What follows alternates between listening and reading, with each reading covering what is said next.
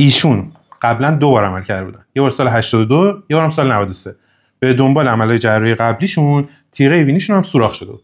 ظاهر بینیشون رو با استفاده از قضیف دنده خودشون بازسازی کردیم، سوراخ تیره میانیشون هم اصلاح کردیم، بازم با استفاده از قضیف دندهشون.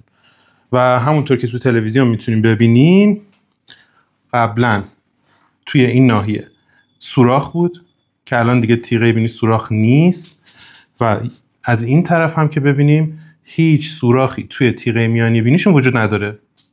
دست شما درد نکنه. خواهش میکنم. قبل از عمل مشکل تنفسی داشتی یا گهگاه خونریزی میشد از بینیت؟ بله. اینا دیگه کامل برطرف میشه. وقتی سوراخ تیره میانی هم اصلاح میشه مشکل تنفسی حتما تموم میشه دیگه. یعنی دیگه از الان به بعد راحت میتونی نفس هم بکشی.